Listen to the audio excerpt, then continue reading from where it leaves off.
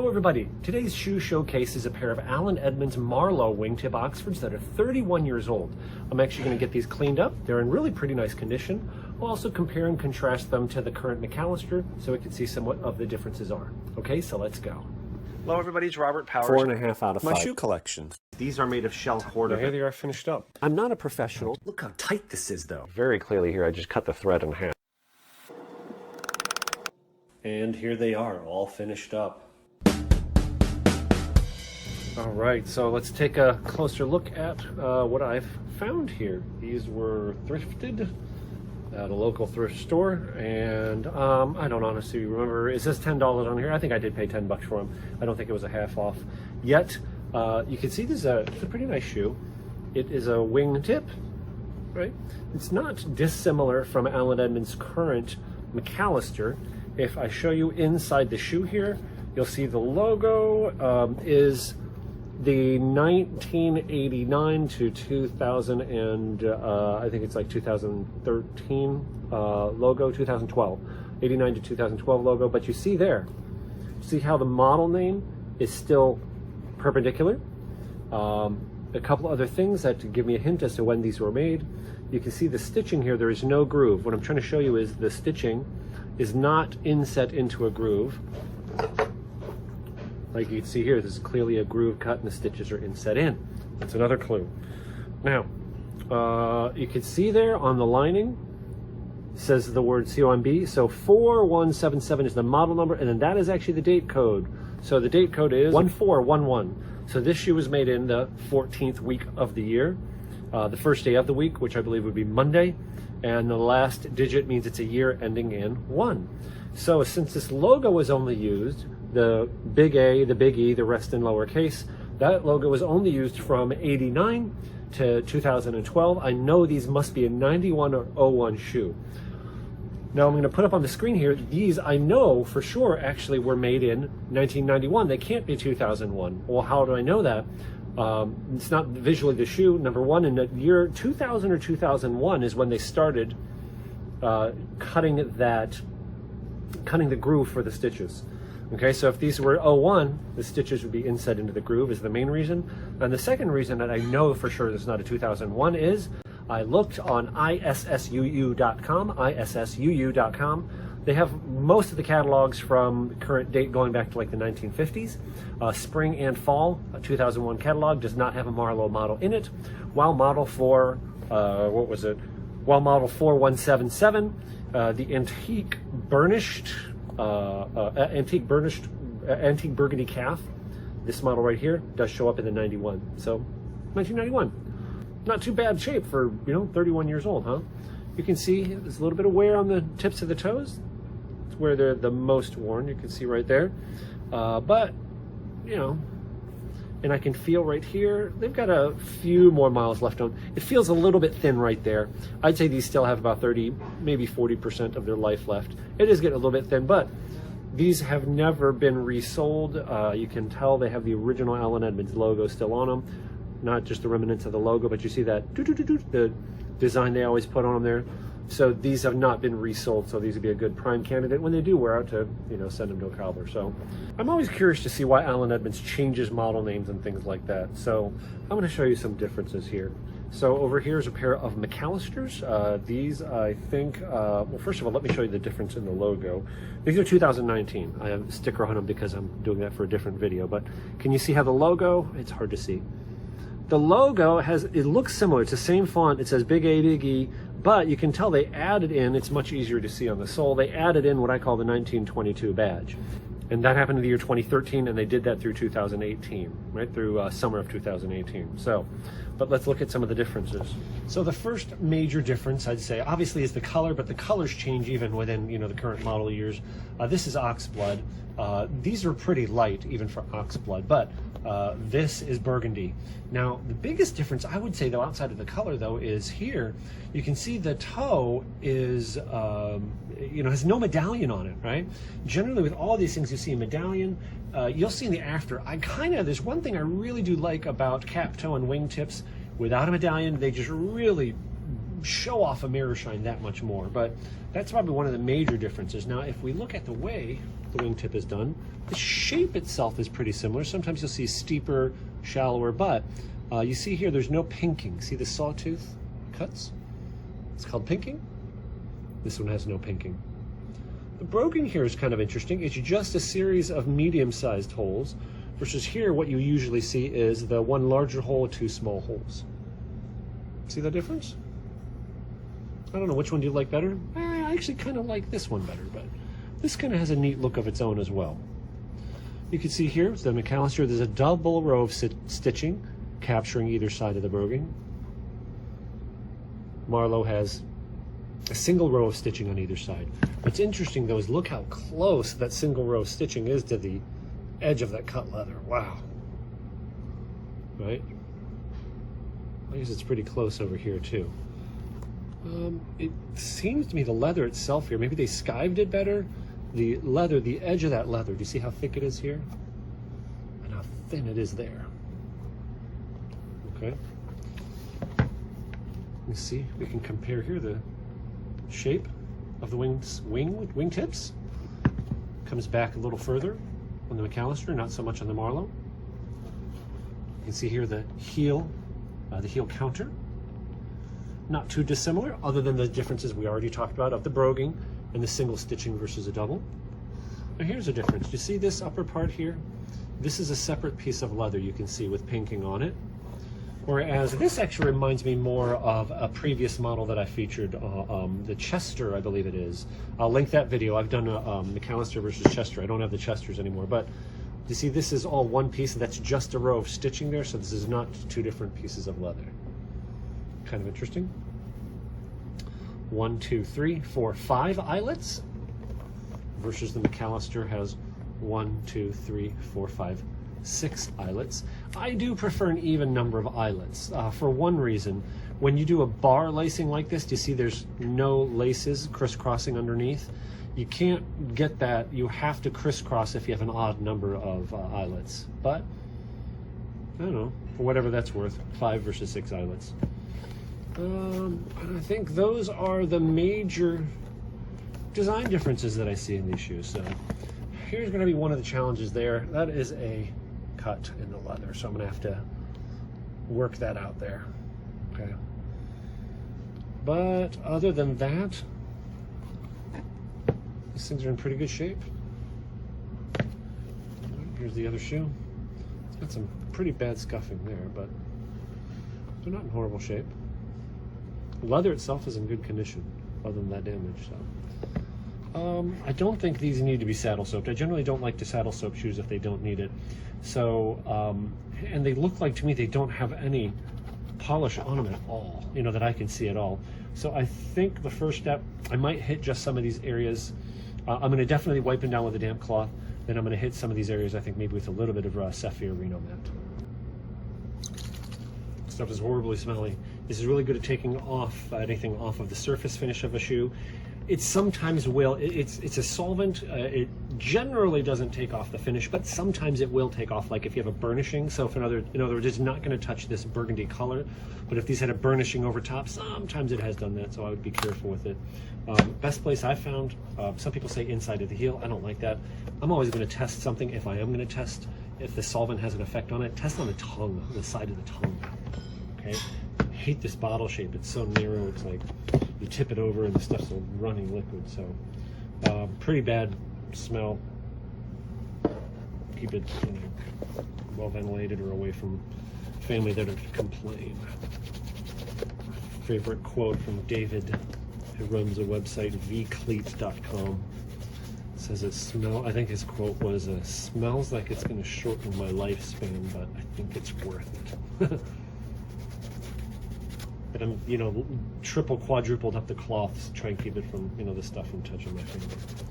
And I'm not going to go crazy with this stuff. I'm not trying to strip the color off of these shoes. See, almost nothing is coming off.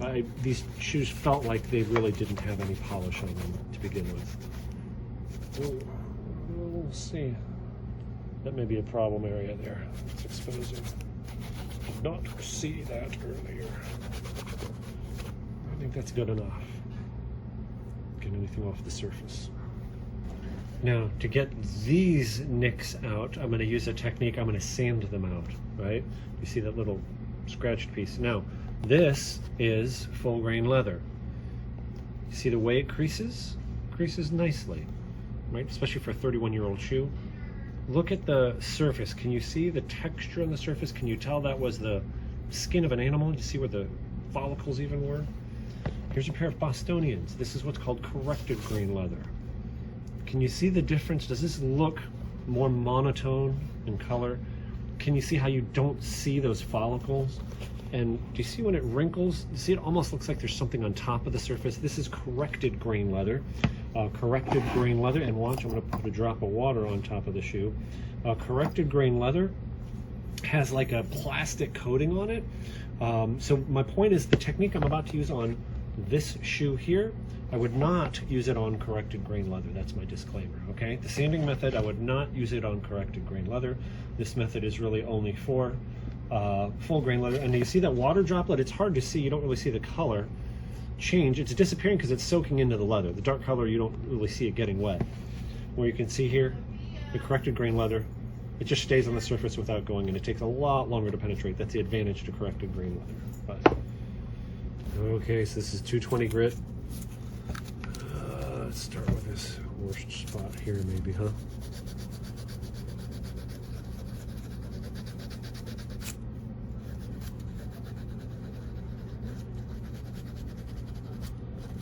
Remember, if you're doing this, you're going to have to re-dye afterwards.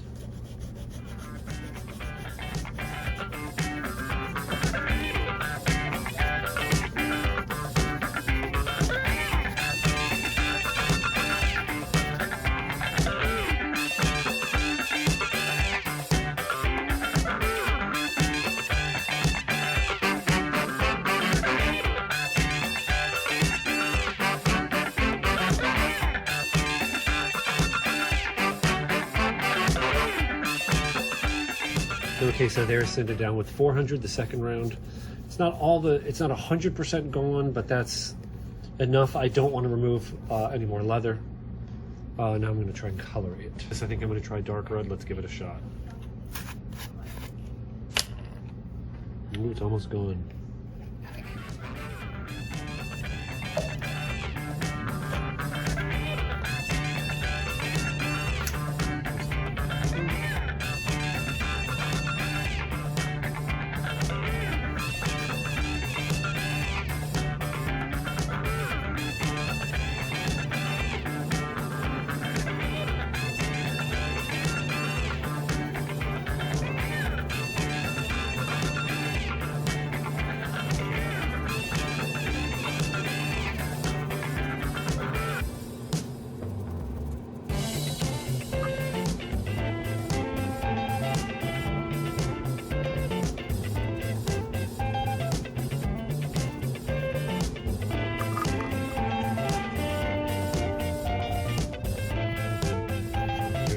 Good.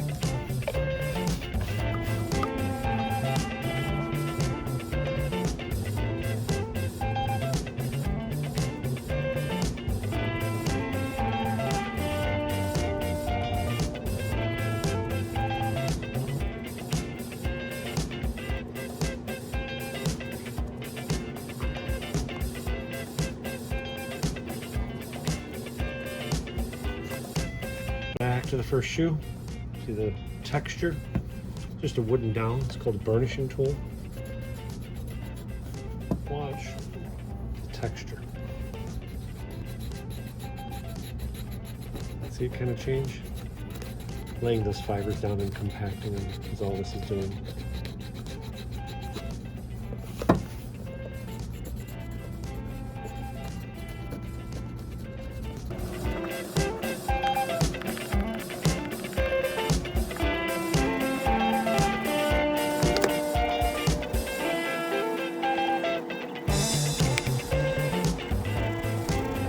Okay, so now I'm going to condition them with Pure Polish Cleaner Conditioner. This has in it, if you can see there, it is orange oil, beeswax, coconut oil. And I want more of the cleaning properties here, so I'm going to you to use a cloth. You can put it on your bare finger and it'll do more conditioning, but I do want to also, if there's anything on the surface, pull it off. Now remember here, I have not dyed or sanded. Yeah, see, look at that. It's pulling some stuff off. Huh? And it's also conditioning at the same time.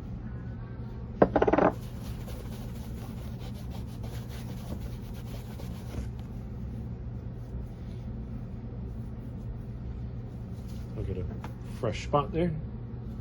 So you can kind of tell if it's pulling more stuff off. Here's the part where I sanded, so it's probably going to turn darker because of the dye. Yep, see? That's normal whenever you condition over area that's dyed.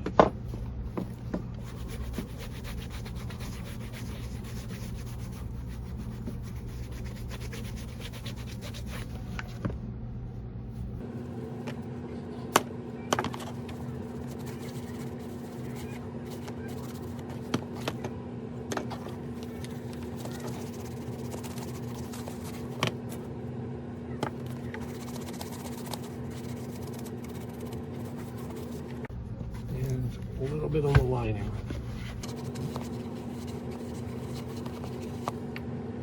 There we go, I'll do the other one off camera. So the cleaner conditioner has had time to set up, and I've said this before, the jar actually here does on the ingredients tell you so.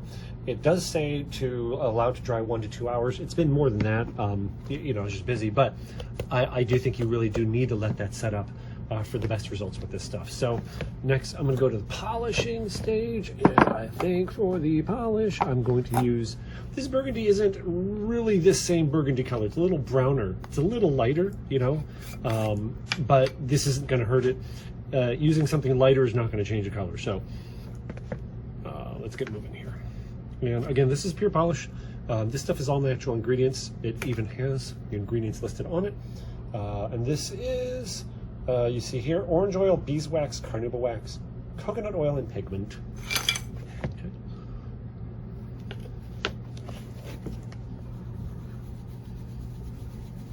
And I know you can see that scratch that's still there, but I believe it will go away during the mirror shining process. Okay. By the way, there's something I have not done with these yet. I need to put shoe trees. You guys are probably going crazy, right? Man, this guy's working this whole time on these shoes without shoe trees. I am so sorry. Oh, that's not a matching pair.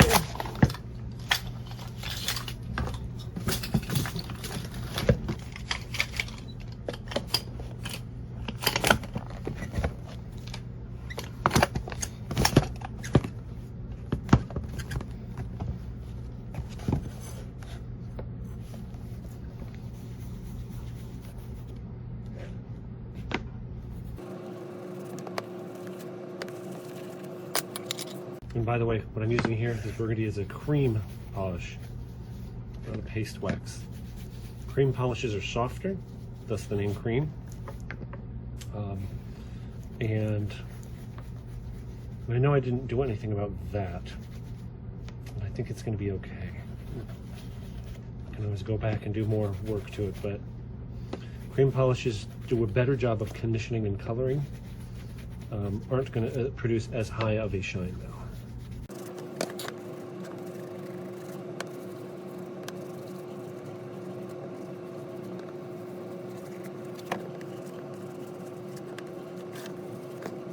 I'm going to let that set up while I do the other shoe here in a moment. Okay.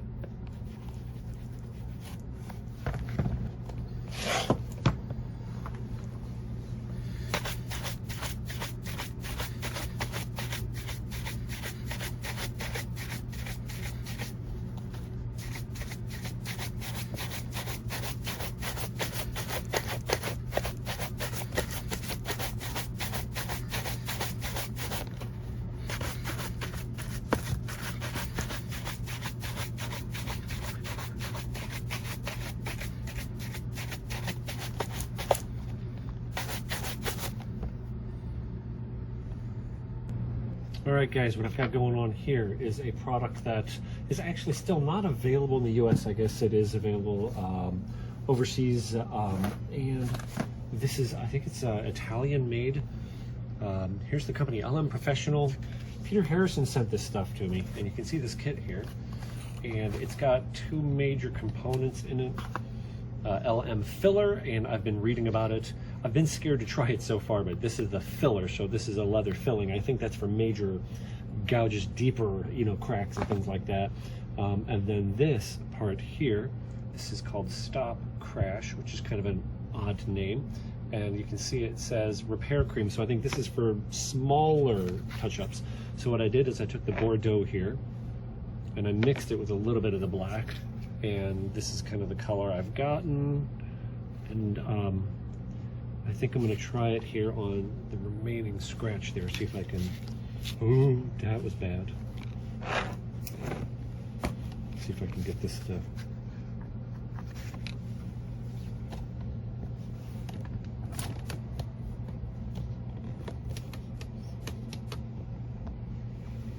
So see if I can get this to cover here.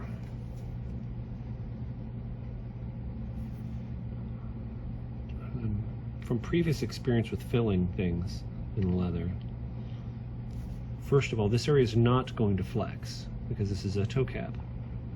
It's reinforced. That's the ideal place that you want to fill something, is where it's not going to flex. First is a crack or crease on a flexing area.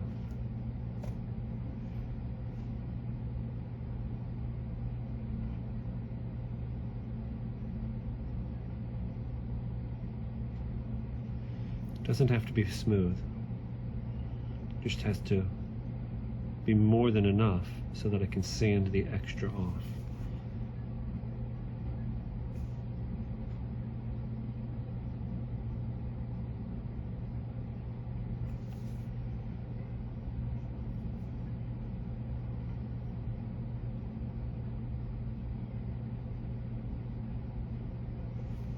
I think I'm gonna quit while I'm ahead.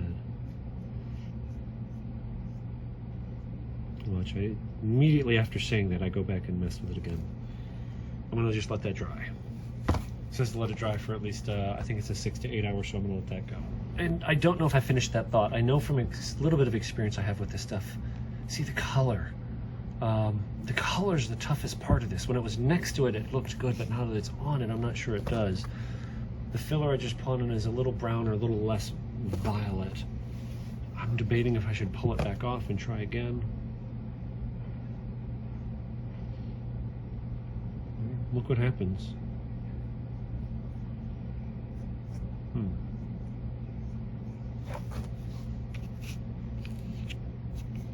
almost want to add some blue to it.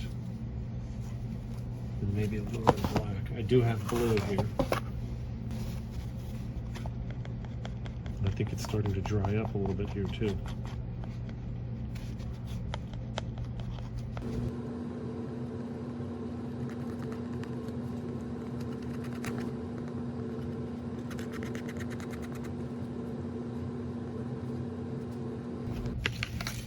Now to finish that thought, I think one of the hardest parts about doing these kinds of things is getting the right color, because generally speaking what I've found is that the products you put on, they're not leather obviously, and they're very difficult, if not impossible, to change the color of the product you're adding on top. That's generally kind of what I found.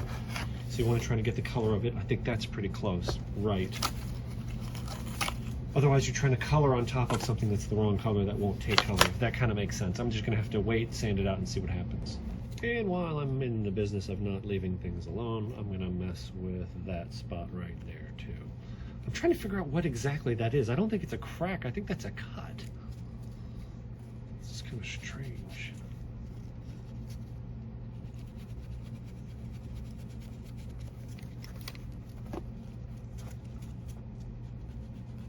Yes, I should have done this before I moisturized.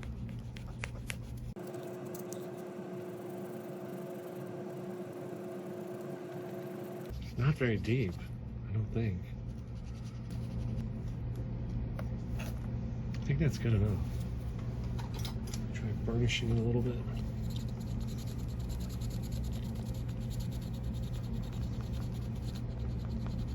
I'm gonna color it a little bit with cream. A little bit of the Bordeaux here, Saphir cream paste wax.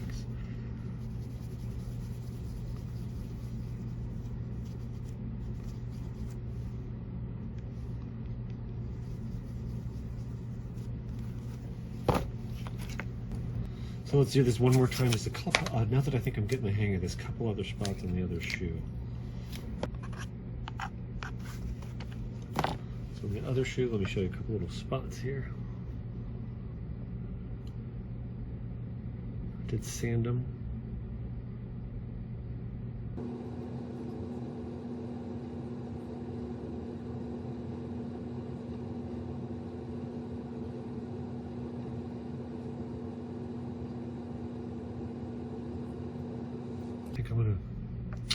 I keep saying that. I think I'm gonna leave it alone. Then the first thing I do is go and touch it. What's wrong with me? No, I think I'm gonna leave that alone. I'm gonna sand it down the rest of the way. Okay, so it's the next day. Let's see what we've got. Color's slightly browner, but that's the hardest part, I'm telling you. This is 400 grit.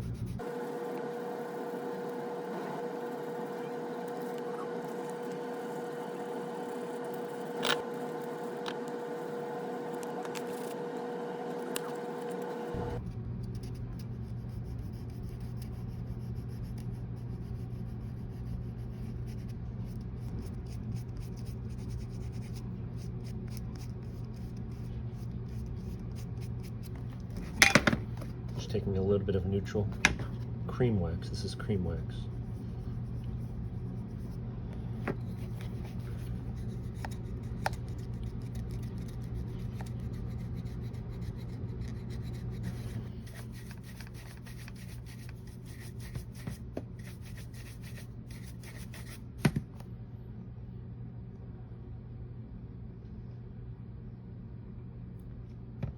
And let's see what happens with these spots.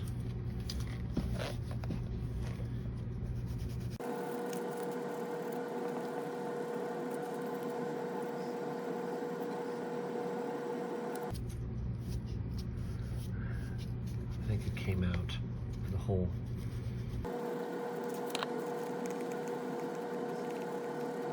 And that piece popped off as well. I'm not sure if some stayed in the divot though. No, I think that one, the entire thing popped out. Am I sanding too hard, or is it because I nourished the leather beforehand and made it greasy where it won't stick? I don't know. See, yeah, they're coming off.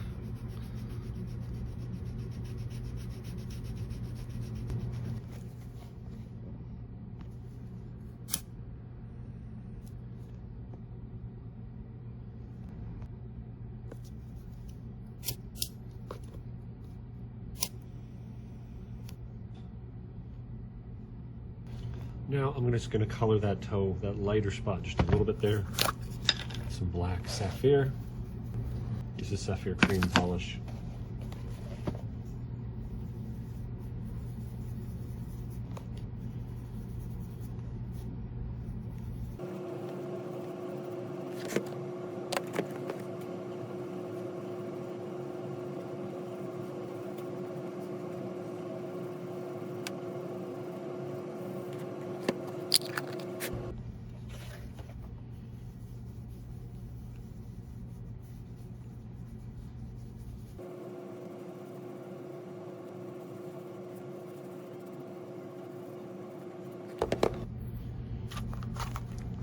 And I'm going to use the Bordeaux on the rest of the shoe.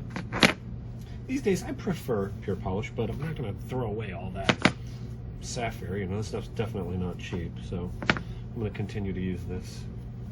I don't have this color, or you know, a color like this in the pure polish.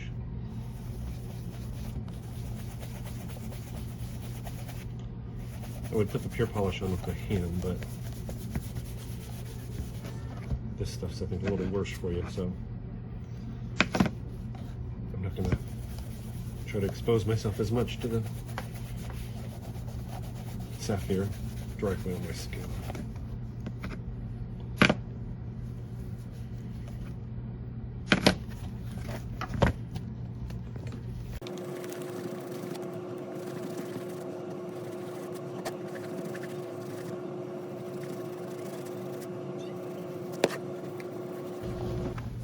Polish has had a few minutes to set up, maybe not quite 10 minutes, but yeah, it's been long enough.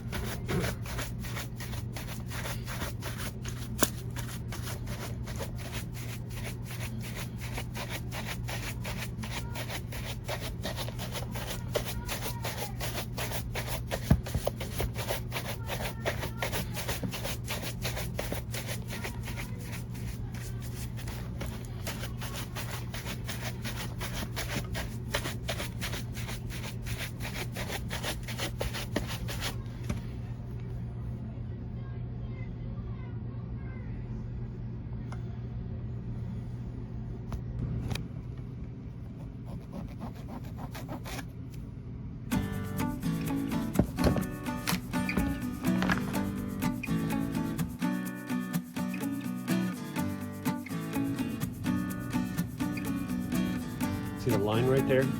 So this rubber that we want to replace, there's a top lift, you'll see in a second, there's a layer of rubber.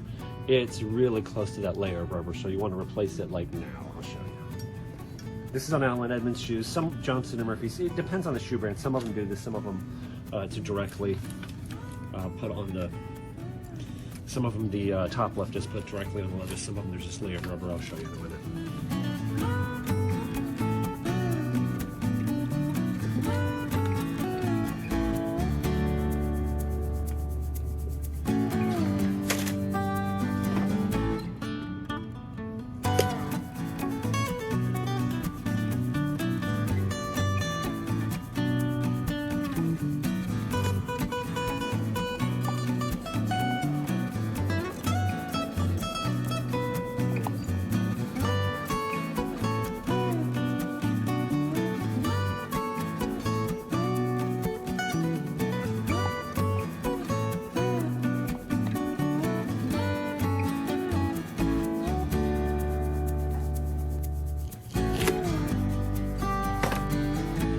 So there's the top lift, as you can see, it's pretty much razor thin right there. The part of the shoe that you don't want to wear into Allen Edmonds and some other shoes where they have a similar construction, this is like a leather board material covered in a piece of rubber, and you can see the nail heads. They nail through this, so that's why you don't want to wear into this. You change the top lift before you get to this. It's easy, just sand that down just to clean the glue off. You know, glue on your new top lift, trim it to size, and you're good to go.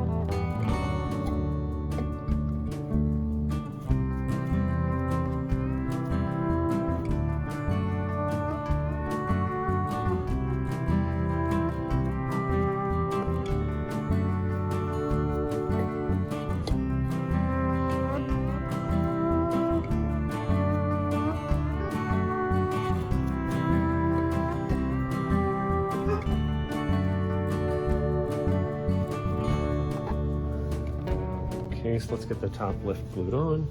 I do have the hair dryer, and I've used this before, and I've not used it, and I don't know. I can't say that I've noticed a marked improvement in adhesion by heating up the glue, but the pros do it, so I probably should.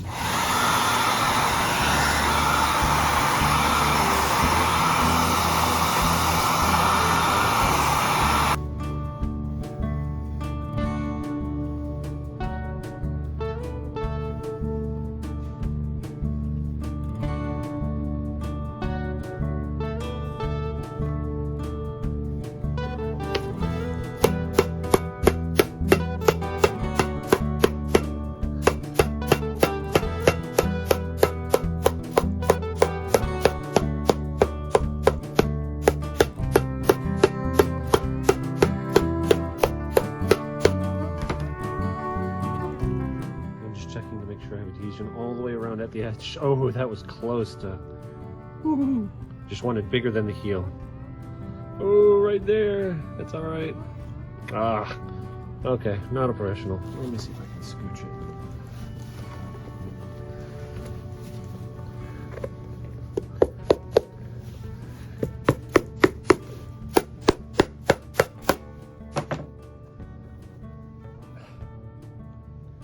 Yeah, that'll have to do. I think we're okay. It's just barely off, kinda, sort of.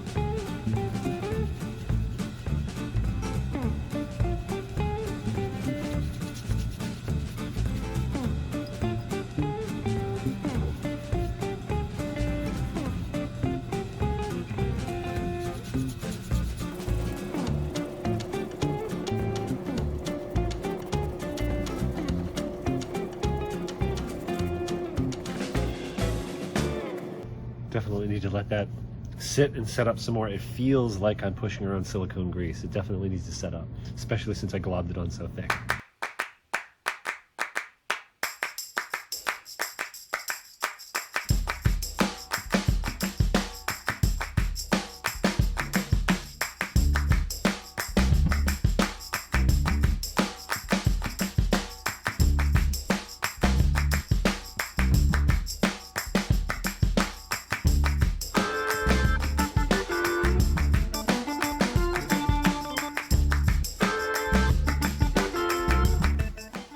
Here they are all finished up. I didn't show 100% of the mirror shine process, and it is not perfect, but it is not too shabby. See what I mean? When I said that a cap toe or wingtip shoe without any medallion on it looks really good with mirror shine. I put a little bit of gloss on the edges of the heels too. And the heels themselves, I think, came out pretty nice. Other nice thing about doing the heels this way with this rubber sheeting is it's very economically smart.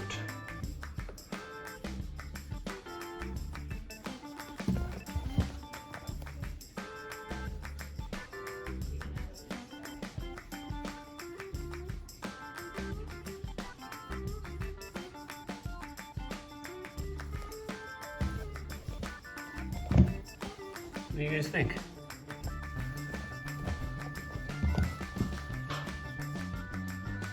Not too bad for a pair of shoes from the thrift store, right? These are a pair of 9.5Ds. Again, this is an Allen Edmonds Marlow.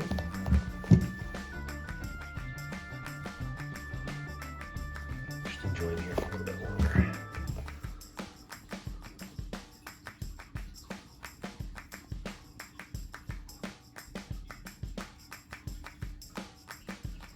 And here they are over by the back patio door.